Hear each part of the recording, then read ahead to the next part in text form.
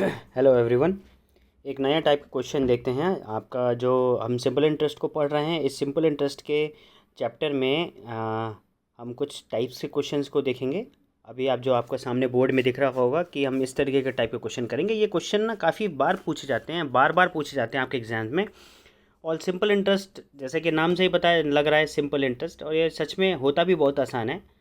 कोई short trick नहीं, कुछ नहीं। मैं आपको सिंपल कॉन्सेप्ट से आपको बताऊंगा, तब आपका मैथ्स हमेशा के लिए प्रिपेयर हो जाएगा। ठीक है, अब देखिए क्वेश्चन पढ़ते हैं।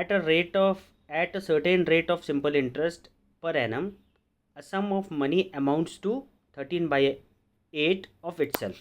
ठीक है, in 10 years what is the rate of simple interest per annum. ठीक है, बड़ा ही सिंपल क्वेश्चन है। ये कह रहा है कि किसी रेट ऑफ इंटरेस्ट से कोई पैसा, सर्टेन अमाउंट, 10 साल में अपने का 13/8 टाइम्स हो जाएगा। तो कहने का मतलब ये है कि जैसे कोई अमाउंट है, जैसे कोई अमाउंट नहीं कहेंगे, जैसे कोई पैसा है, जैसे मान लीजिए पी था पैसा।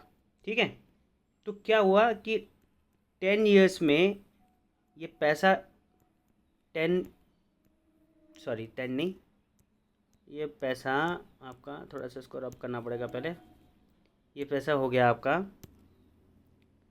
13/8 पी।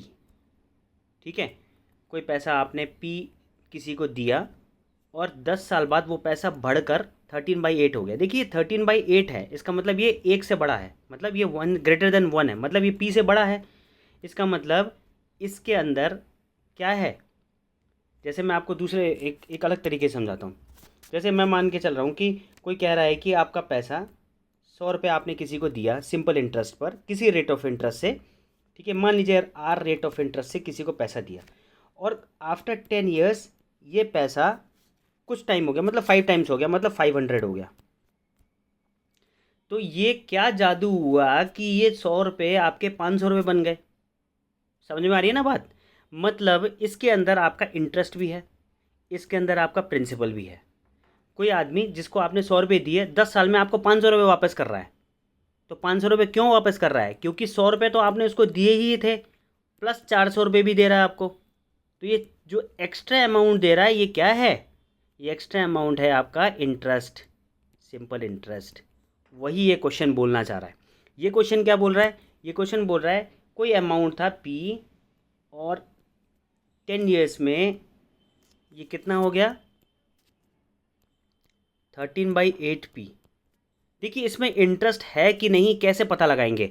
अगर ये वैल्यू ना, अगर ये वाली वैल्यू इस वैल्यू से बड़ी है तो इसका मतलब इसमें इंक्लूडेड है। और मैंने आपको बताया था कि अगर अमाउंट अमाउंट नहीं सॉरी अगर प्रिंसिपल और आपका एसआई दोनों मिल जाएगा तो वो क्या बन जाएगा? अमाउंट बन जाएगा। ठीक है ना, बनेगा ही नहीं बनेगा। तो बड़े ही कंसेप्ट से आपको बता रहा हूँ ताकि आप कभी इस चीज़ को ना भूलें, है ना। अब देखिए मेरे पास फॉर्मूला क्या है, फिर क्वेश्चन आता है। मेरे पास फॉर्मूला भाई एक ही है, S I equal to P into R into T upon 100। ठीक है, और पी तो मैंने कंसिडर कर ही रखा भाई, मैंने पी को यहाँ पे पी ही कंसिडर करा हुआ है। ठीक है, अब मुझे यहाँ पे एस आई चाहिए। ठीक है, एस आई चाहिए, तो मैं एस आई कैसे निकालूंगा? एस आई निकालूंगा भाई, ये जो अमाउंट है 13/8 पी, इसमें से अगर मैं ये जो प्रिंसिपल इसको माइनस कर दूंगा, ऐसे ही आ जाएगा ना। समझ में आ रही है ना बात। तो ये अगर आप इसको करेंगे तो 5p/8 आ जाएगा ऐसा ही। थोड़ा इस बात को समझने की ज़रूरत है। देखिए मैं आपको थोड़ा पीछे दिखाता हूँ दोबारा से, हमने क्या किया था। देखिए ये जो चीज़ समझाई थी मैंने आपको, कोई पैसे 100 रुपये बढ़कर 10 सालों में 500 हो जाता है। तो अगर इस 500 में मैं ये 100 माइनस कर दूंगा तो इंटरेस्ट आ जाएगा ना। सिंपल सी बात है। अगर मैंने किसी को 1 रुपये दिए और वो मुझे 1 साल बाद 2 रुपये वापस दे रहा है, तो 2 रुपये किस खुशी में दे रहा है भाई? 1 रुपये तो मैंने इसको दिए ही थे, और 1 रुपये बढ़ा के क्यों दे रहा है? क्योंकि वो इसका इंटरेस्ट है। तो ये जो अमाउंट है, अगर इस अमाउंट में से मैं प्रिंसिपल माइनस कर दूंगा तो इंटरेस्ट आ जाएगा। है ना। वही एप्लीकेशन यहाँ हो रहा है, ये जो एप्लीकेशन है वो यहीं हो रहा है। कोई प्रिंसिपल था पी, कुछ टाइम बाद वो 13/8, कुछ टाइम बाद जो पी था वो 13/8, साफ तरीके से लिखते हैं, पी था जो, वो कुछ टाइम बाद 13/8 पी हो जा रहा है। इसका मतलब इसके अंदर इंटरेस्ट इंक्लूडेड है। अगर मैं इस 13/8 पी में से पी माइनस कर दूंगा तो मेरा सिंपल इंटरेस्ट आ जाएगा। ठीक है, तो दोबारा क्वेश्चन को देखते हैं। तो P S I equal to the P into R into T upon 100। कोई पैसा था, वो तो मैंने पी ही कंसिडर कर रखा है, मेरे को ऐसा ही निकालना था, तो ऐसा ही मैंने 13/8 पी में से पी माइनस कर दिया, 5/8 पी आ गया। ठीक है, अब देखिए, अब थोड़ा सा इसको देखिए, यहाँ पे थोड़ा सा देखते हैं इसको। तो ऐसा ही इक्वल टू क्वेश्चन पे वापस आते हैं, P into R into T upon 100। ठीक है, अभी इंटरेस्ट क्या निकाला, 5/8 P into P into R, rate of interest आपको फाइंड आउट करना है, और कितने टाइम में हुआ था, 10 ईयर्स में। ठीक है, तो यहाँ से आप इसको इजीली निकालेंगे। देखिए कैंसिल करेंगे, ये पी से पी कैंसिल हो जाएगा।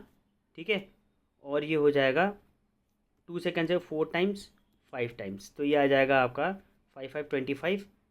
तो आर यहाँ से कैंसिलेशन करूँगा तो यहाँ लिख देता हूँ मैं, आर बराबर आ जाएगा आपका 25/4।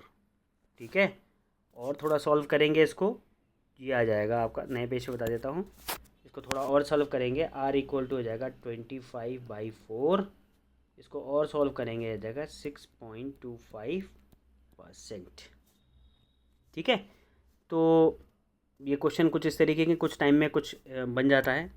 ठीक है, देखिए दोबारा से एक बार क्वेश्चन पढ़ लेते हैं ताकि a certain rate of simple interest per annum a sum of money amounts to, ये अमाउंट है, अमाउंट्स टू मतलब इस 13/8 में आपका इंटरेस्ट और आपका प्रिंसिपल दोनों ऐड है। यहाँ समझने वाली बात ही है, अमाउंट्स टू, अमाउंट्स टू मतलब बढ़कर ज़्यादा हो जाता है, जितना भी पैसा दिया आपने उसका ज़्यादा हो जाता है, तो 13/8 ऑफ इट सेल्फ, तो इसीलिए मैंने यहाँ पे पी बराबर पी ही माना है। ठीक है, तो ये आपको थोड़ा समझाने के लिए, आप थोड़ा वीडियो पॉज करके भी देख सकते हैं, अगर आप इस लाइन को पूरा देखेंगे तो आपको इजीली समझ में आ जाएगा। ठीक है, तो यहाँ से आप इसको ऐसे तरह सॉल्व करेंगे, ऐसे क्वेश्चन सारे इसी तरीके से सॉल्व किए जाएंगे। ठीक है, आई होप आपको समझ में आया होगा। Thank you.